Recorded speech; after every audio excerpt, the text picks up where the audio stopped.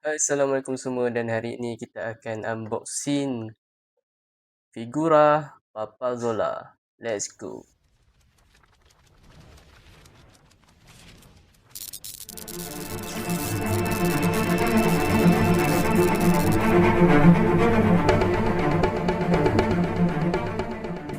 Hello guys, dan di tangan saya ni ada satu figura yang terbaru daripada Monster, iaitu figura Papa Zola, yang mana figura ni dia ambil daripada Papa Zola the movie.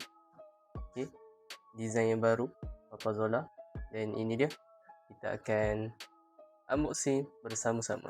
Okay, dan yang pertama kita akan close up dulu apa yang ada dekat kotak ni. Stiker Monster Play, dan ini dia Papa Zola. Aksesori include iaitu dia punya bazooka di sini, dan di belakang ni adalah introduction berkaitan dengan Papa Zola figura, dan ini articulation dia, dan harga saya letak di sini. Okay, jom kita buka.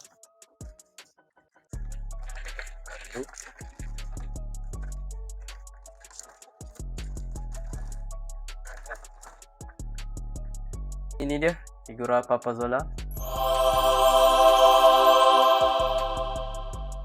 Tengok dia punya kemasan ataupun finishing untuk warna dia sangat cantik. Dia punya baju detail, dan tulisan Papa tu pun detail. Buat tu tulisan Papa tu, dan belakang dia cantik. Color dia sangat bright, sangat, orang kata, menarik perhatian lah color dia. Color Papa Zola ni. Okay, maksud dia. Okay, cuma di kepala ni dia macam kurang kemas sikit dia punya cat. Tak apa, itu biasalah, sikit je. Dan ini dia figura Papa Zola. Kita tengok dia boleh berdiri ataupun tidak. Dia boleh berdiri dengan tegak.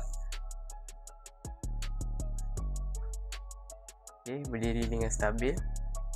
Dan selepas itu kita akan ambil dia punya senjata bazooka, letak di sini. Alright. Okay, cantik. Ini dia Papa Zola.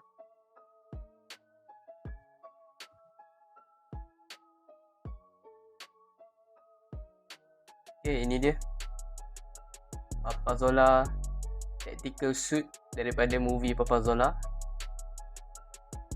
Dari segi figura dia sangat padat, padu. Kita pegang pun rasa puas, kan? Dia punya kestabilan okey. Okay, kita akan ambil Bobo Boy Blizzard. Ni dia, compare di sebelah Papa Zola. Okay korang, kalau korang berminat dengan figura Papa Zola, boleh dapatkan di link di bawah. Saya bagi link untuk figura Papa Zola. 13 Mac nanti Monster akan keluarkan figura yang terbaru, tapi sekarang ni diorang baru tease Halilintar dan juga Gempa. Kita tunggu je lah 13 Mac nanti.